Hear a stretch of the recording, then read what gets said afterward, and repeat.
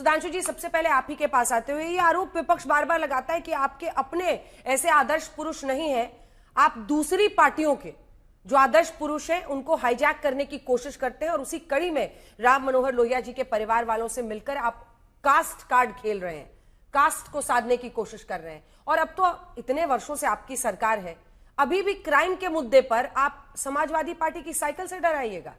दोनों पर आपका जवाब। देखिए, आपने कहा कि अपने आदर्श की बजाय दूसरों के आदर्श। अंजना जी, आज वास्तविकता यह हो गई है कि आदर्श सिर्फ बचे हैं तो भारतीय जनता पार्टी में बचे हैं, दूसरे कहीं पर कोई बचे नहीं है। इसलिए किसी भी आदर्श के विचार के संवाहक जिस भी विचारधारा में होंगे, वो गांधीवाद हो या लोहियावाद, वो अपनी अपनी पार्टियों को देखकर स्तब्ध हो जाते होंगे, उनके पैरों तले की जमीन खिसक जाती होगी। इसलिए उन्हें यदि कुछ नजर आता होगा, वो संभावना तो सिर्फ भारतीय जनता पार्टी में नजर आती होगी। राम मनोहर लोहिया जी को लेकर जो कास्ट कार्ड की बात है, यहां पर मैं थोड़ा आप लोगों ने जो कहा उसमें संशोधन करना चाहूंगा। अंजना जी, मुलायम सिंह जी सीएम थे, तब लखनऊ के रविंद्रालय में वैश्य सम्मेलन हुआ था, तो पहली बार राम मनोहर लोहिया जी का नाम राम मनोहर अग्रवाल ब्रैकेट में लोहिया लिखा गया। पूरी विनम्रता दृढ़ता से कहता हूं, जांच कर लें इसको, इसमें कोई कास्ट कार्ड की बात नहीं है। अग्रवाल वैश्य होते हैं और अग्रवाल तो आप लोग पुराने जमाने से कहते थे कि भाजपा ब्राह्मण बनिया पार्टी है, तो इसमें कोई कास्ट एंगल नहीं है, इसमें विचार का एंगल है। और आज लोहिया जी का परिवार नहीं, लोहिया जी के विचार परिवार के जो लोग होंगे आज, वो अगर आज देखते होंगे तो उन्हें नजर आता होगा कि यदि कोई भी जो आदर्श थे लोहिया जी के, वो तो तिरोहित हो चुके हैं। और आज से नहीं, 1969 में जब एसवीडी गवर्नमेंट्स बनी थी, संयुक्त विधायक दल की सरकारें, तब दीनदयाल जी ने लोहिया जी के लिए कहा था कि वो समाजवादी हैं, पर वो राष्ट्रवादी समाजवादी हैं, क्योंकि वो रामकृष्ण शिव की बात भी करते थे और उन्होंने ही अयोध्या में रामायण मेला की शुरुआत की थी। तो विचार तब था और आज विचार समाप्त है। और मैं अंजना जी एक और बात कह दूं, आज से नहीं समाप्त हुआ है, अरे 30-40 साल पहले से समाजवाद समाप्त हो चुका है। चाहे बिहार के समाजवादी कवि गोरख पांडे रहे हो या उत्तर प्रदेश के आदम गोंडवी। मैं याद दिलाना चाहता हूं, गोरख पांडे क्या लिखे थे, समाजवाद बबुआ धीरे धीरे आई। फिर आगे क्या लिखा, गांधी से आई, आंधी से आई और मड़ैया ले जाके उड़ाई और बिरला के घर में जाके समाई। ये गोरख पांडे तब लिख गए थे। और आदम गोंडवी उत्तर प्रदेश में तब लिख गए थे कि काजू भुना है पेट में और विस्की प्लेट में और विस्की गिलास में, उतरा है रामराज यूं विधायक निवास में। और पक्के समाजवादी हैं, तस्कर हो या डकैत, ये उनके शब्द हैं। और कितना असर है खादी के उजले लिबास में। तो मुझे लगता है समाजवाद का जो क्रमिक पराभव हुआ है, आज सोचिए, जब एक तरफ दीनदयाल जी की विचारधारा पे आज पूरे भारत को एकाकार करके मोदी जी के नेतृत्व में हम कहां खड़े हैं, और लोहिया जी की विचारधारा के लोग खंड खंड होकर व्यक्तिगत स्वार्थ, जातिवाद, अपराधीकरण, अल्पसंख्यक तुष्टीकरण में भयंकर टूटकर आज पूरे भारत में खंड खंड पड़े हैं। तो मुझे लगता है लोहिया जी के विचारों को यदि कोई संभावना नजर आ रही होगी तो उन्हें भारतीय जनता पार्टी में नजर आए। और अगर समाजवाद की बात कहें तो चाहे लोगों को उज्ज्वला योजना देनी हो, चाहे लोगों को प्रधानमंत्री आवास देना हो, चाहे ये जनधन खाते देने हो, चाहे सशक्तिकरण करना हो, यदि वास्तविक समाजवाद को धरती पे उतारा है, जिसे अब ये लोग लाभार्थी वोट बैंक कहने लगे हैं, वो प्रधानमंत्री मोदी जी ने उतारा है। तो इसलिए मैं कह रहा हूं, यथार्थ में देखेंगे तो कुछ भी अचरज नजर नहीं आएगा, पर चश्मा लगा के देखेंगे तो राजनीति नजर आएगी। सुनील सिंह साजन जी, मैं देख रही थी, कभी आप मुस्कुरा रहे थे, कभी आप थोड़ा गुस्से में आ रहे थे। वो कह रहे हैं कि समाजवाद की जो वो स्थिति थी वो वैसे ही अब खत्म हो चुकी है, और समाजवाद आई बबुआ हाथी पाई घोड़ा पाई से लेते लेते वो कहां पर पहुंच चुका है, ये दुनिया को देखने के लिए। अब इस पर आपका जवाब, जो उनकी बात उन्होंने कही है। देखिए अंजना जी, मैं सुधांशु जी को बहुत बुद्धिजीवी व्यक्ति मानता हूं। उन्होंने समाजवाद थोड़ा कम पढ़ा है, उनको और पढ़ने की जरूरत है। और समाजवाद अगर पढ़ना है तो जरूरी नहीं आप डॉक्टर लोहिया या गांधी को पढ़ें। मुझे लगता है अगर भगवान राम का पूरा जीवन आप पढ़ लें, समझ लें, जान लें, तो वहीं से समाजवाद निकला है। भगवान राम के जीवन से समाजवाद निकला है। भाई, जो गांधी का समाजवाद है उसमें गांधी जी ने कहा ना, हे राम, उस हे राम में समाजवाद है। और डॉक्टर लोहिया भी भगवान राम की बात करते थे, कृष्ण की बात करते थे, शिव की बात करते थे। और आपने कहा कि डॉक्टर लोहिया ने अयोध्या से शुरू किया था, मैं आपको करेक्ट कर रहा हूं, डॉक्टर लोहिया ने चित्रकूट से शुरू किया था रामायण मेला 1960 में। तो हम समाजवादी लोग भगवान राम से और समाजवादी विचारधारा से तो हमेशा से जुड़े हैं, और समाजवाद की बात आज जब भारतीय जनता पार्टी कर रही है, मैं अंजना जी आपके कार्यक्रम में कह रहा हूं, हम समाजवादी छोटे कार्यकर्ताओं को बहुत अच्छा लग रहा है, क्योंकि गांधी जी ने कहा कि समाजवाद ही एक रास्ता है। डॉक्टर लोहिया ने कहा था कि समाजवादी व्यवस्था से ही गरीब, पिछड़े, शोषित, वंचितों को हक अधिकार मिल सकता है। हमारे श्रद्धेय नेताजी हमेशा कहते थे कि समाज के अंतिम व्यक्ति के चेहरे पर अगर कोई मुस्कान ला सकता है तो सिर्फ समाजवादी व्यवस्था ला सकती है। अच्छा, समाजवाद क्या कहता है? समाजवाद की लड़ाई क्या है अंजना जी? हम लोग लगातार अगर समाजवाद की लड़ाई लड़ रहे हैं तो हम बराबरी चाहते हैं। बराबरी किसमें चाहते हैं?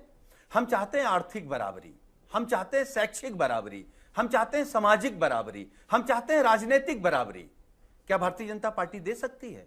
ये बीजेपी जिसने उत्तर प्रदेश में पिछड़े दलितों का आरक्षण छीन लिया, यह हक हकूक की बात कर रहे हैं और किस तरीके की बात कर रहे हैं। अभी आपने कहा योगी जी ने क्या क्या कहा। योगी जी ने कहा उपद्रव, उपद्रव के मुकदमे खुद योगी जी पर थे।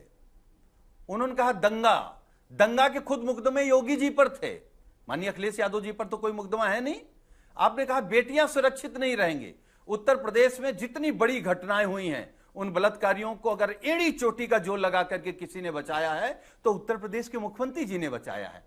और सुधांशु जी कह रहे हैं हमारे आदर्श क्या हैं? भाई आपके आदर्श प्रभु भगवान राम के मंदिर में डाका डाल लेना, ये आपके आदर्श हैं?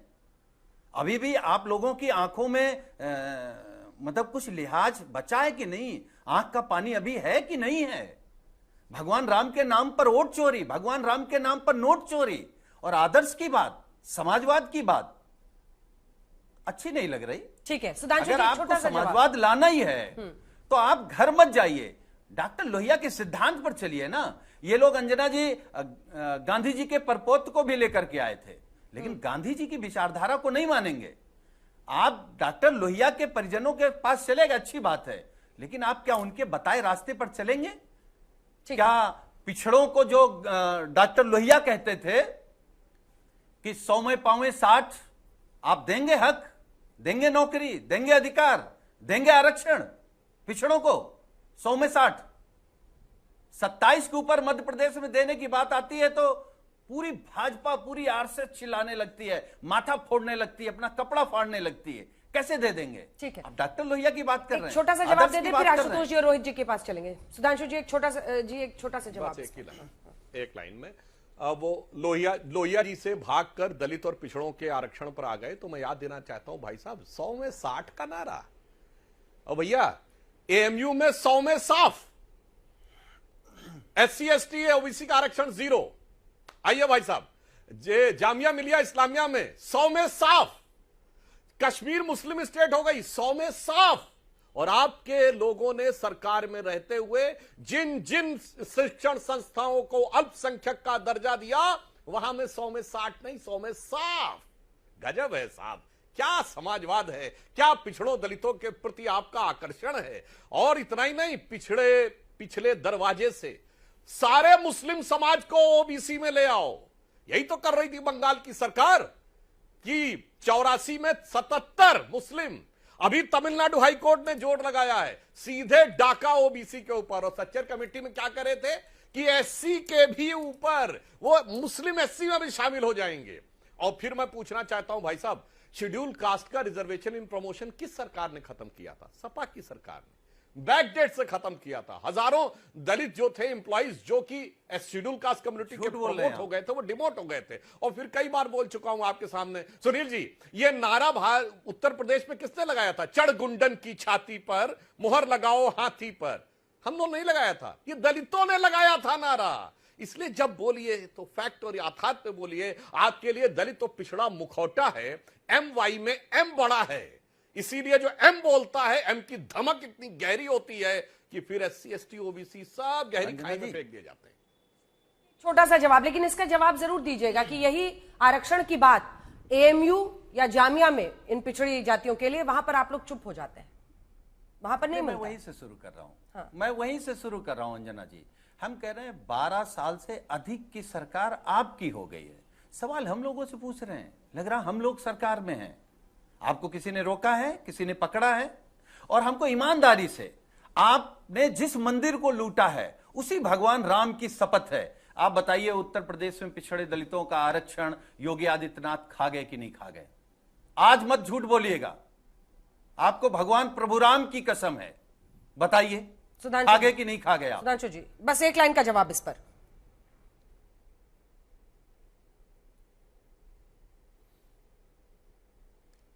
सुधांशु जी, रहने दीजिए, कसम खा लिए हैं तो झूठ कैसे बोलेंगे?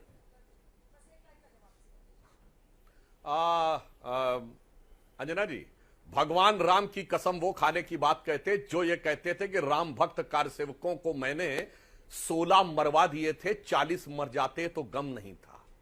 शर्म तो आपको आनी चाहिए, जिसके जमाने में रामलला ठाठ में और पिछड़े दलितों का आरक्षण छीना योगी आदित्यनाथ जी ने या नहीं? अरे भाई, आपने राम की कसम कही।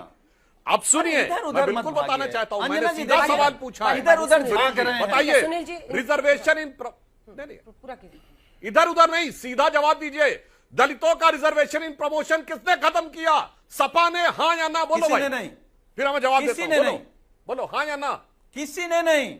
समाजवादी पार्टी की सरकार ने। क्या बात यार, नहीं, कितना खड़े खड़े झूठ बोलने लगते हैं। अरे थोड़ा पढ़ लिख करके आया करिए। अच्छा चलो, नहीं खत्म किया। सुनो, दलितों की पहली सरकार के ऊपर कातिलाना हमला किसने किया?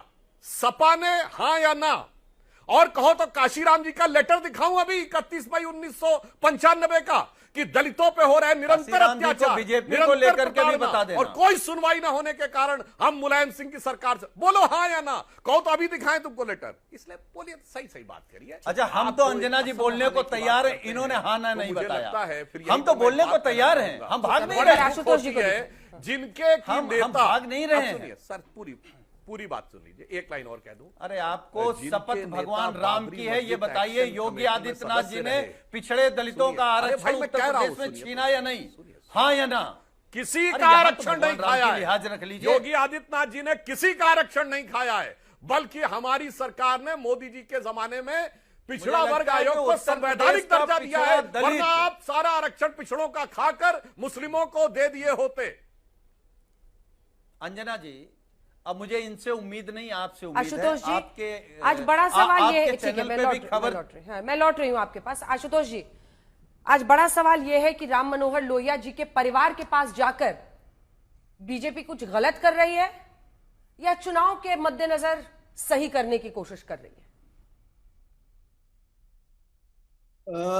देखिए, मैंने राम मनोहर लोहिया का राम और कृष्ण के ऊपर और शिव के ऊपर जो उन्होंने एक अद्भुत लेख लिखा था, मैं तो गुजारिश करूंगा कि भारतीय जनता पार्टी के हर नेता को और खासतौर पर भारतीय जनता के प्रवक्ताओं को पढ़ना चाहिए। और क्या वो इस बात से सहमत हैं जो उन्होंने कृष्ण के बारे में बातें कही हैं?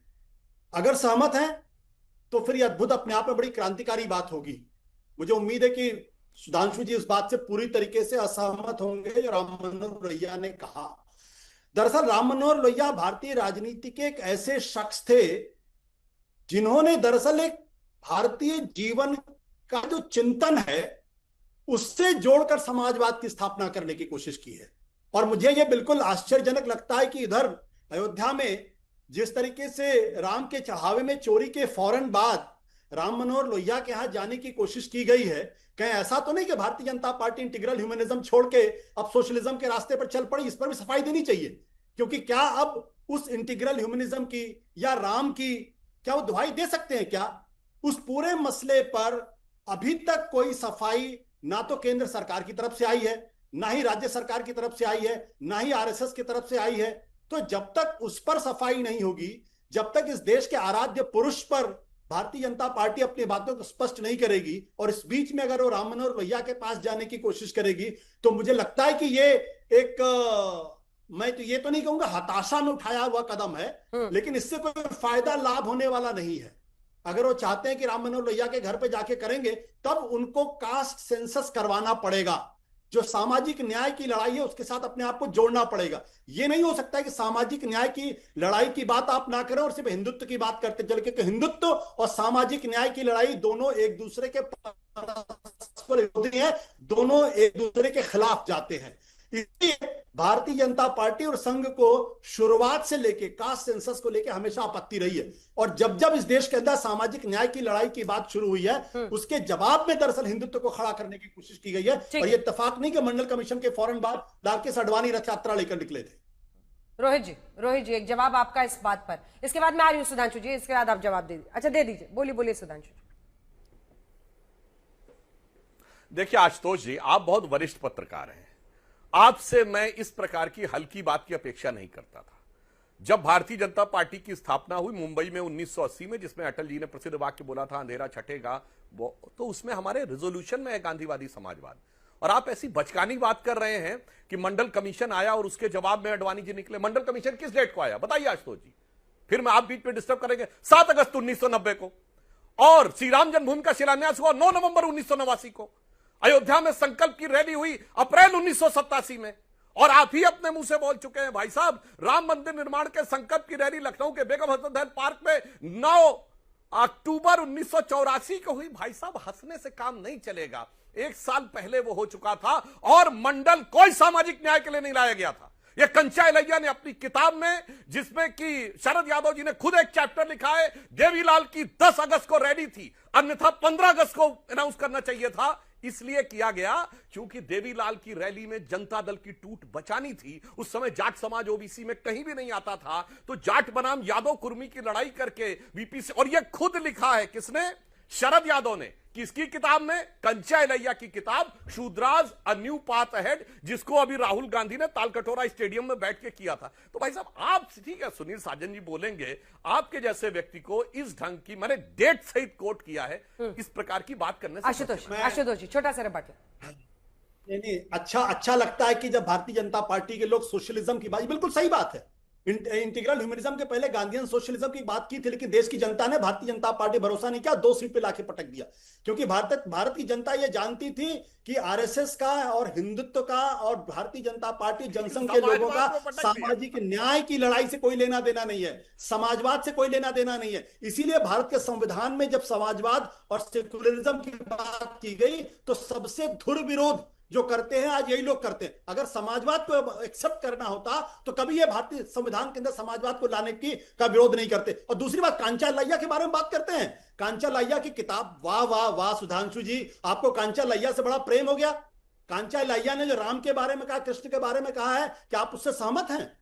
क्या आप उससे अगर सहमत है तो मैं आपकी बात से सहमत हूं कि जो उन्होंने ब्राह्मणवाद के बारे में कहा है, जो उन्होंने ब्राह्मणवाद के बारे में कहा है, जो उन्होंने राम के बारे में कहा, जो कृष्ण के बारे में कहा, शिव के बारे में कहा है, अगर कांचा इलैया की बात से आप सहमत हैं तो मैं आज से आपके साथ हूं।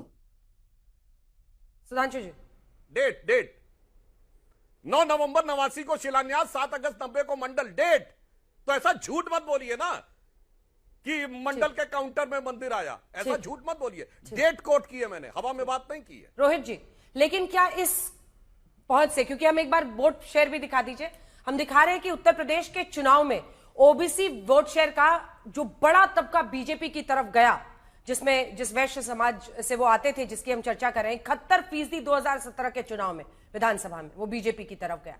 ऐसे ही आप अन्य ओबीसी भी देखें, कुर्मी भी देखें, मतलब 71, 62, 63 यादव वोट एक तरफा जाता रहा समाजवादी पार्टी को, जो एसपी प्लस कह रहे हैं हम कांग्रेस।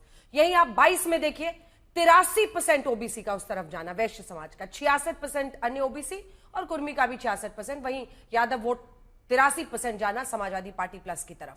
क्या बीजेपी उसी वोट बैंक को और अगले चुनाव में, ये देखते हुए कि भाई अभी हमारे 2 बार तो यहां पर सत्ता हम मिल चुकी है, जनता पलट न जाए, उस वोट बैंक को कंसोलिडेट करने के लिए मंडल प्लस कमंडल की पॉलिटिक्स कर रही है? रोज अंजना जी, सर्वप्रथम उत्तर प्रदेश में और देश में आज जो सामाजिक न्याय विचारधारा में विश्वास रखने वाले लोग हैं, वो देश के यशस्वी प्रधानमंत्री गणनायक माननीय नरेंद्र मोदी जी के समर्थन में पूरी मुस्तैदी और जागरूकता के साथ खड़े हैं। समाजवादी आंदोलन के सबसे बड़े अगुआ, बल्कि सामाजिक न्याय आंदोलन के प्रणेता स्वर्गीय डॉक्टर राम मनोहर लोहिया जी को तो पूरा परिवार को भूल गई समाजवादी पार्टी। आज भारतीय जनता पार्टी ने जाकर उनके परिवार के लोगों से उनका कुशल क्षेम जानकर डॉक्टर राम मनोहर लोहिया जी के प्रति अपनी श्रद्धांजलि व्यक्त की है। आप सोचिए, स्वर्गीय राजनारायण, जिन्होंने इस देश में समाजवादी आंदोलन के पांव को मजबूत किया, जिन्होंने समाजवादी आंदोलन को बरगद के वृक्ष की तरह खड़ा किया, उनके परिवार के लोग कहां हैं? शायद इस बात की जानकारी समाजवादी पार्टी के सदर को नहीं होगी, न समाजवादी पार्टी के लोग उनकी सुधि लेने जाते हैं। याद कीजिए लोकनायक जयप्रकाश नारायण जी को, बिहार की धरती से निकलकर देश भर में और दुनिया भर में समाजवादी आंदोलन को उन्होंने खड़ा किया। उनकी भगनी सुधा श्रीवास्तव जी नीतीश कुमार जी की कैबिनेट में मंत्री रही, लालू जी के कैबिनेट में कुछ वर्षों के लिए रही, लेकिन लालू के भ्रष्टाचार के खिलाफ इस्तीफा देकर बाहर आ गई। क्या समाजवादी आंदोलन को इस देश में खड़ा करने वाले लोगों के परिवार के सदस्यों की चिंता समाजवादी आंदोलन में शामिल मुलायम सिंह यादव, लालू यादव के खड़ खानदान के लोग ले रहे हैं? समाजवादी आंदोलन परिवारवाद के खिलाफ था, लेकिन इस देश में समाजवादी आंदोलन के नाम में राजनीति में पदार्पण करने वाले स्वर्गीय मुलायम सिंह जी, श्रीमान लालू प्रसाद जी, इन लोगों ने क्या किया? इन लोगों ने समाजवाद की जगह खानदानवाद को बढ़ावा दिया और समाजवादी आंदोलन के पुरोधाओं की मिट्टी को खत्म करने का काम किया। अब आइए, आप जो पिछड़े वोट बैंक की चर्चा कर रही थी, देखिए इस देश में जो पिछड़ा है, जो अति पिछड़ा है, जो सामाजिक रूप से आर्थिक आधार पर विपन्न है, कमजोर है, चाहे वो किसी भी जाति और मजहब का हो, आज वो प्रधानमंत्री नरेंद्र मोदी जी के साथ खड़ा है। क्योंकि सोशलिज्म का जो नेशनलिस्ट आइडियोलॉजी है, देश के एक जनता के रूप में मैं अपने मत को आपके चैनल के माध्यम से देश और दुनिया के लोगों तक पहुंचाने का प्रयास कर रहा हूं। जो नेशनलिस्ट सोशलिस्ट आइडियोलॉजी है, जो लोहिया जी चाहते थे, जो जयप्रकाश जी चाहते थे, जो पूज्य बाबा साहब डॉक्टर भीमराव अंबेडकर चाहते थे, जो गांधी का दर्शन था,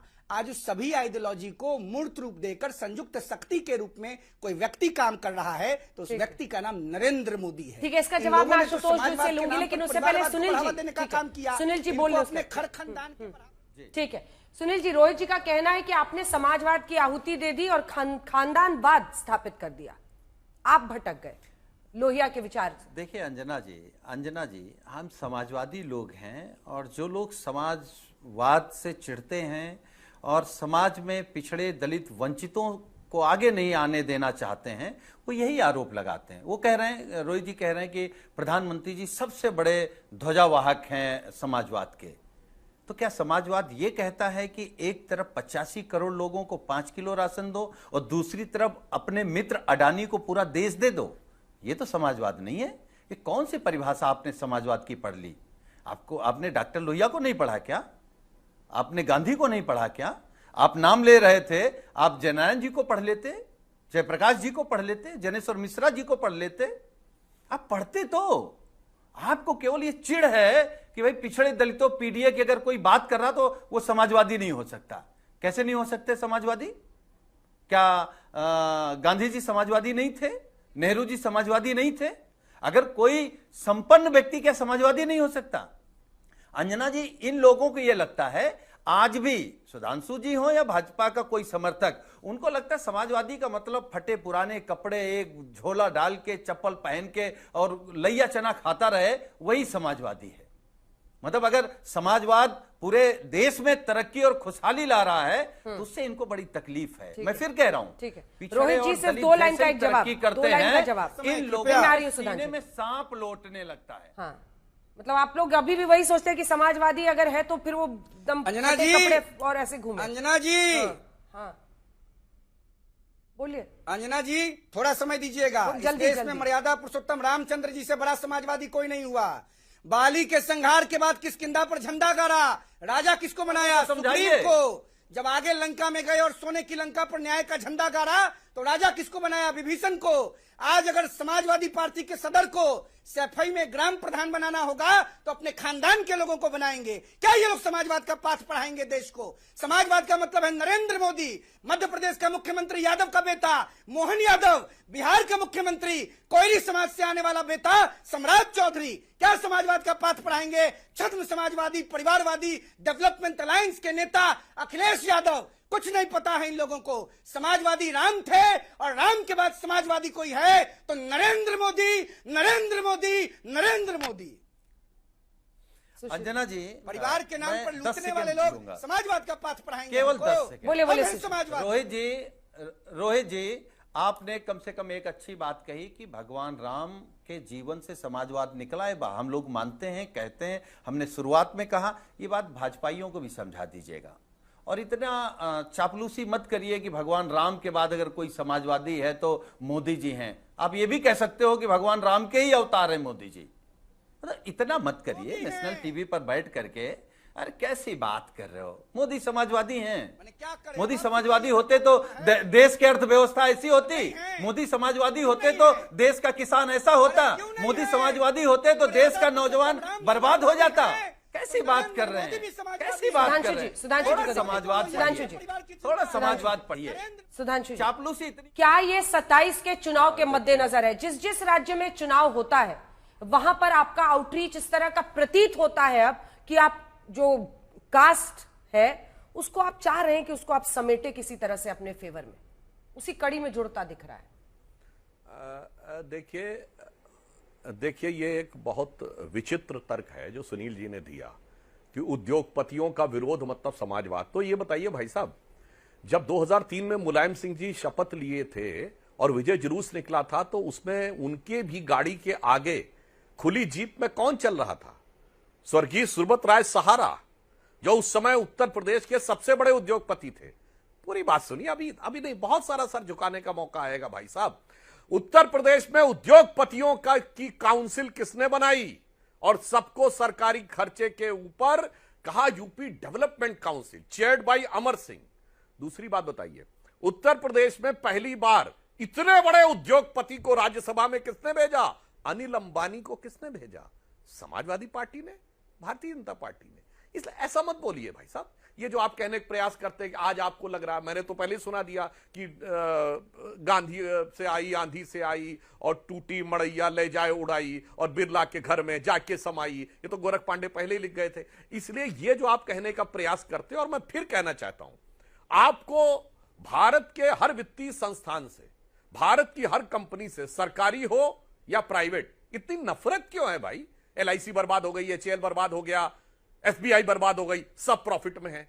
फिर इसके बाद लेके और हमेशा विदेशी कंपनियों के साथ आपका गठबंधन, एंडरसन के साथ 1984 में खड़ा हुआ, यूनियन कार्बाइड के साथ, तो हॉविट्जर के साथ, बोफोर्स के साथ, BBC के साथ, अगस्ता वेस्टलैंड के साथ। ये मुझे समझ में नहीं आता भाई साहब, ये हमेशा विदेशी कंपनियों के साथ और भारत के चाहे सरकारी हो निजी क्षेत्र उसके खिलाफ। जबकि सबसे ज्यादा अगर पूरे लखनऊ में पता है कि मुलायम सिंह जी सबसे ज्यादा विजिट करते थे अपने घर के अलावा कहीं तो सहारा शहर में जाते थे, और आपके सहारा के साथ कितने अच्छे संबंध थे, एवरीबडी नोज इट।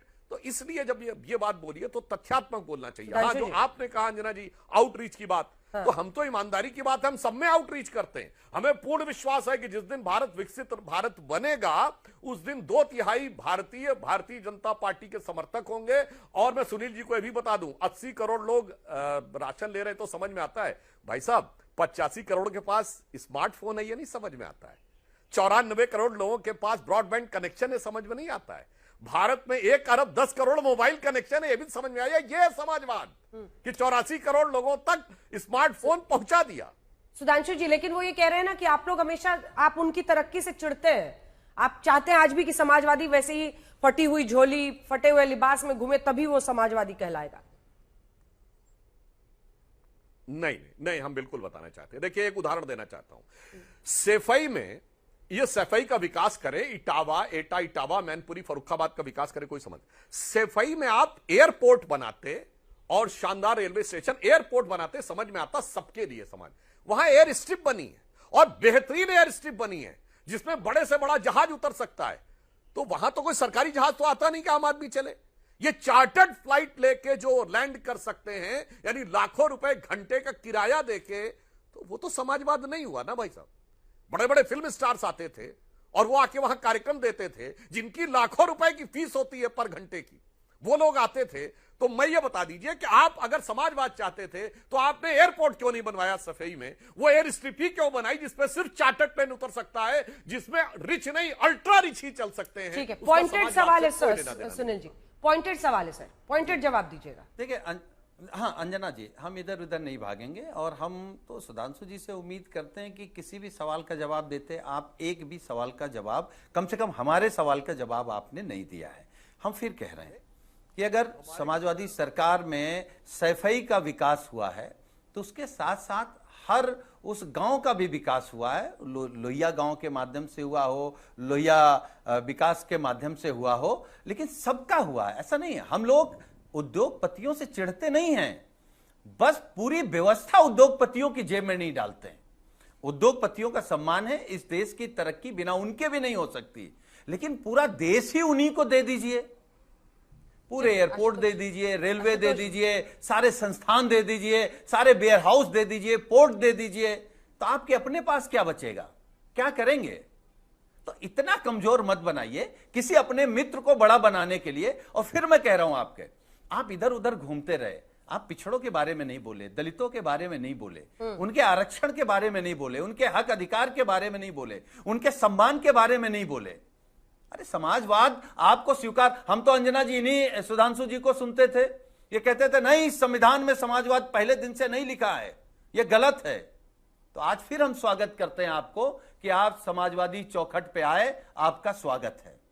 अपना मन बदलिए, सोच बदलिए और देश में समाजवाद लाइए। ठीक है, छोटा सा इसका रिबटल। सुधांशु जी, आप कहते थे कि समाजवाद बाद में ये शब्द जोड़ा गया, आज समाजवाद के रास्ते आप आए हैं, वो स्वागत कर रहे हैं। बिल्कुल भाई, देखिए फिर मैं जब भी कहता था फैक्ट कहता था, और सुनील जी ने एक फैक्ट का उत्तर नहीं दिया और फिर फैक्ट पे गलत बोले। जब ये समाजवाद लाया गया आपने कहा हमने विरोध किया था। सुनील जी इतना बड़ा झूठ तो मत बोलिए, मुलायम सिंह जी भी विरोध में थे और जेल में थे भाई। लोकतंत्र की हत्या करके, सारे विपक्ष को संसद से बाहर करके नहीं, जेल में लाकर यह संविधान संशोधन किया गया था। इसलिए मैं कहना चाहता हूं उस समय तो हम और आप साथ थे, मगर क्या करें, आज आप इनके साथ हो गए। अभी 25 जून गुजरी है, इमरजेंसी के ऊपर अब उस समाजवाद से सहमत है ऐसी संगत का असर जाके कांग्रेस के साथ बैठा कि आपके लिए, सुनिए ना, आपका समाजवाद गांधी जी के, मतलब गांधीवाद तो छोड़िए, आज के राहुल गांधी और सोनिया गांधी जी के वाद में इस कदर आकर चरणों में नतमस्तक हो गया कि आपके लिए एक ही पंक्ति कहूंगा कि शाम तक सुबह की नजरों से उतर जाते हैं, इस कदर समझौतों पे जीते हैं कि जमीर ही मर जाते हैं। चलिए आशुतोष जी को एक बार दिखा दीजिए और रोहित जी को। आशुतोष जी देखिए, चर्चा दिलचस्प होती जा रही है क्योंकि तरह तरह से अब निकल रहा है समाजवाद, इनका समाजवाद, उनका समाजवाद, लेकिन एक ये भी सच्चाई है इस देश की कि इनका उद्योगपति, उनका उद्योगपति, हर पार्टी के साथ ऐसी करीबियां उद्योगपतियों की रही हैं, तमाम पार्टियों की। देखिए अंजना जी, मैं थोड़ा कंफ्यूज्ड हो गया हूं क्योंकि मैं तो अभी तक नरेंद्र मोदी जी को हिंदुत्ववादी समझता था, अब आपके चैनल पे उनको समाजवादी बता दिया गया है, तो अब मुझे भी अपनी परिभाषा बदलनी पड़ेगी कि क्या भारतीय जनता पार्टी अयोध्या में चढ़ावा चोरी के बाद से हिंदुत्व का रास्ता छोड़ने की कोशिश कर रही है, समाजवाद की तरफ जा रही है। इसीलिए नरेंद्र मोदी जी को राम के बाद सबसे बड़ा समाजवादी बताया जा रहा। अगर ये विचारधारा से हटने की कोशिश है तो भाई ये तो भारत की राजनीति में एक बड़ा कदम हो जाएगा, वाकई इसमें मुझे कोई दो राय नहीं। और अगर ये भारतीय जनता पार्टी में अगर कोई विचारधारा को लेके कोई कंफ्यूजन पैदा हो रहा है, क्योंकि इसी तरीके का कंफ्यूजन 1975 के बाद शुरू हुआ था और उसके बाद उन्होंने अपनी पार्टी समाजी जनता पार्टी में, और ये बात सही है कि मुलायम सिंह यादव के साथ बैठ गए, इसमें कोई दो राय नहीं है। जब भारतीय जनता पार्टी को सूट किया तो मुलायम सिंह यादव के साथ बैठ गए, 1980 में प्रभावित होकर गांधीयन सोशलिज्म पे चले गए और वो जो कंफ्यूजन पैदा हुआ उसकी वजह से भारतीय जनता पार्टी 2 सीट पर आ गई। अगर आज नरेंद्र मोदी जी को हिंदुत्ववादी ना कह के उनको समाजवादी कहा जा रहा है, इसका मतलब क्या फिर भारतीय जनता पार्टी 1985 की तरफ बढ़ती हुई दिख रही है? क्या वो आइडियोलॉजिकल कंफ्यूजन में आ गई है? क्या अगर कंफ्यूजन में आ गई है तो ये फिर भारत की राजनीति में एक बड़ा कदम होगा। आइडियोलॉजिकल कंफ्यूजन में आ गई है क्या? बहुत बड़ा शिफ्ट है ये राष्ट्रवाद से समाजवाद की तरफ। आशुतोष जी का ऐसा कहना है। फिर मैं बताना चाहता हूं, देखिए पहली बात, आशुतोष जी ने आज क्या बढ़िया रहस्योद्घाटन किया कि यदि कोई पार्टी समाजवाद के साथ आएगी तो वो ध्वस्त हो जाएगी। उन्होंने कहा भाजपा इसलिए 2 सीटों पे आ गई, और सही बात है, समाजवादी पार्टी ने समाजवाद छोड़कर अपराधवाद, जातिवाद, परिवारवाद, सारे वाद कर लिए। और जहां तक हिंदुत्व की बात है आशुतोष जी, हिंदुत्व में ही असली समाजवाद है। भगवान राम के लिए तुलसी ने रामचरितमानस में लिखा है कि मणि माणिक महंगे किए, सहजे तृण जल नाज, तुलसी सोई जानिए राम गरीब नवाज। अर्थात जो बड़े धनी मानी लोग थे उनके ऊपर टैक्स ज्यादा किया, मणि माणिक महंगे किए, और सहजे तृण जल नाज, तुलसी सोई जानिए राम। अब भाई साहब आप प्रबुद्ध हैं, इसलिए आप अपनी बौद्धिकता का प्रयोग, ये बुद्धि विलास का प्रयोग इस ढंग के अपराधीकरण वाले, जातिवादी, और जिसे मैं कहना चाहूंगा मुख्तार अंसारी, अतीक अहमद जैसे लोगों के बारे का संरक्षण देने वाले लोगों के लिए बौद्धिक बचाव मच करिए। वो कोई समाजवाद नहीं रह गया है भाई साहब। इसलिए मुझे लगता है आप ज्यादा तटस्थ होकर करिए तो समाजवाद दिखेगा तो सिर्फ भगवान राम के कैरेक्टर में दिखेगा, भगवान कृष्ण के कैरेक्टर में दिखेगा, हिंदुत्व में दिखेगा, जहां आज भी मंदिरों में भंडारा चलता है, सबको फ्री का भोजन मिलता है। दिखाओ भाई चर्च और मस्जिद में कहां भंडारा चलता है, बताओ। दुनिया का एक देश बताओ जहां फ्री का लंच मिलता हो सबको। हमारे यहां सबको फ्री का। देखिए सुनील जी, सुधांशु जी की बातों गुरुद्वारों मंदिरों के अलावा बताओ भाई कहां फ्री मिलता है। भारतीय जनता पार्टी और आरएसएस समाजवाद के रास्ते पर चल पड़ा है, हिंदुत्व उन्होंने छोड़ दिया है, अब वो राम को भी समाजवादी घोषित कर रहे हैं, तो आपको खुश होना चाहिए। अंततः भारतीय जनता पार्टी लोहिया के रास्ते पर जाने को तैयार हो गई है। ये भारत की राजनीति में बहुत बड़ा डेवलपमेंट है। आशुतोष जी, एक काउंटर क्वेश्चन है, क्या हिंदुत्व और समाजवाद किसी एक पार्टी का उसको नहीं करके जो जनरल समाजवाद क्या होता है कि सब में बराबर का, एक सेकेंड, वो डायरेक्ट कॉन्फ्लिक्ट में है। हिंदुत्व और समाजवाद कभी एक साथ हो ही नहीं सकता। ठीक है, रोहित जी इसका जवाब दीजिए। हिंदुत्ववाद जो है वो समाजवाद का धुर विरोधी है। ठीक। और मैं फिर कह रहा हूं कि भारतीय जनता पार्टी ये आशुतोष जी कह रहे हैं उसका जवाब दीजिए रोहित जी, उसका दायरे रोहित जी। सुनिए, देश की जनता को कोई कंफ्यूजन नहीं है, देश की जनता ने फाइनल कंक्लूजन दे दिया है। और मर्यादा पुरुषोत्तम रामचंद्र जी समाजवादी थे, इसका सर्टिफिकेट समाजवादी पार्टी अखिलेश यादव नहीं देंगे, जनता देगी। और जनता ने राम जी को समाजवादी माना क्योंकि उनके चरित्र में, उनके नीति में, उनके सिद्धांत में जनभावनाओं की, आकांक्षाओं की पूर्ति थी। और आज ठीक उसी प्रकार देश के प्रधानमंत्री जाति और धर्म के विभेद से ऊपर उठकर देश के जनमानस के आकांक्षाओं के अनुरूप काम कर रहे हैं। और दूसरा प्रमुख बात अंजना जी, इस देश में चंद्रशेखर जी हो, राजनारायण जी हो, लोहिया जी हो, जयप्रकाश नारायण हो, रामानंद तिवारी हो, कपिल देव सिंह हो, या बेगूसराय के रामजीवन सिंह हो, देवरिया के मोहन सिंह हो, इन सब लोगों ने मिलजुल करके इस देश में अपने घर के खेत खलिहान को बेचकर समाजवादी आंदोलन को खड़ा किया। और आज जो समाजवादी आंदोलन का मजा चख रहे हैं, फल पा रहे हैं परिवारवादी लोग, आज ये जात के आधार पर उन वरिष्ठ लोगों के कुर्बानी को कमतर करके आंकते हैं। उनकी जाति पूछिए वो कौन थे।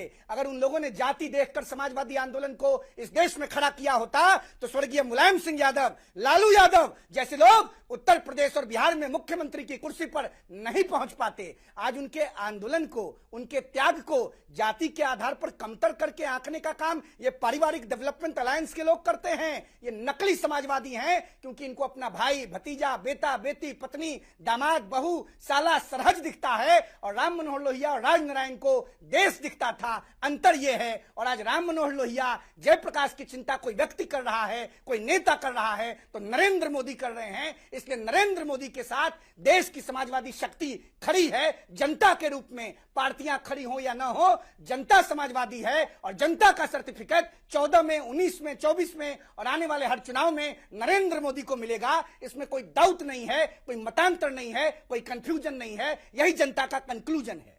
ठीक है आशुतोष जी, छोटा सा। नहीं, मैं तो ये सोच रहा था कि इतिहास में एक देवकांत बरुआ थे, अब पता नहीं नए नए लोग आ गए तो मुझे नहीं मालूम इस बारे में, लेकिन एक बात मैं कंफर्म हो गया हूं कि आज पूरी इस बातचीत में कहीं हिंदुत्व का जिक्र नहीं हो रहा है, सिर्फ समाजवाद। यानी भारतीय जनता पार्टी का कायांतरण निश्चित हो गया है, अब वो समाजवाद के रास्ते पर है। और सुनील जी, आपको बहुत बहुत मुबारकबाद इसके लिए। सुनील जी मुबारकबाद कबूल कीजिए आशुतोष जी का। नहीं, ठीक है। हम तो आशुतोष जी, हमने तो अंजना जी से भी कहा, हमने तो बीजेपी के प्रवक्ता से कहा कि आपका स्वागत है। लेकिन जो आदर्श की बात की जा रही है, अगर आपकी सरकार है तो यही जेपीएनआईसी जो माननीय अखिलेश यादव जी ने बनवाया था, बर्बाद हो रहा है। बर्बाद कौन कर रहा है? बीजेपी वाले लोग। यही जनेश्वर मिश्र पार्क आपने बर्बाद कर दिया। किसने किया? बीजेपी वाले लोगों ने। आप समाजवादियों को याद तो कर रहे हो, उनके बताए रास्ते पर उनके स्मारक, उनके संस्थान और उनके पार्क सब बर्बाद कर रहे हैं। तो ये दोहरा चरित्र मत रखिए, असली चेहरा रखिए। या तो कहिए हम समाजवादी हैं या कहिए कि हम समाजवाद के विरोध में हैं, क्योंकि आप जैसे कहोगे कि विरोध में हैं, अब तो जल्दी से जवाब दलित आपको ठीक कर दे। सरदार वल्लभ भाई पटेल से लेकर राम मनोहर लोहिया तक बीजेपी चाहती क्या है? संकेतों में सिर्फ खेल रही है या वाकई हृदय परिवर्तन है? हर वो व्यक्ति जो राष्ट्रवादी था चाहे हमारा कितने भी विरोध में रहे, वो हमारे साथ है। और आशुतोष जी से फिर मैं कहता हूं, कृपया कान खोल के सुनिए। एप्पल के फाउंडर स्टीव जॉब्स ने लिखा कि उनकी जिंदगी में जब वो दौर आया जब उनके पास खाने के पैसे नहीं थे, यदि या तो खाना यूज करें या मकान का किराया लें, तो उनको लगा कि मुफ्त का खाना कहां मिलेगा। तो इस्कॉन मंदिर से कुछ दूरी के ऊपर उन्होंने अपना एक कमरा लिया जहां दिन में 2 बार फ्री का भोजन मिलता था। ये उन्होंने खुद लिखा है। तो ये हिंदुत्व से ही, मंदिर से उनको वह समाजवाद की धारा निकलती है जो ऐसे। सुधांशु जी, वक्त इतने की इजाजत देता है। आप सभी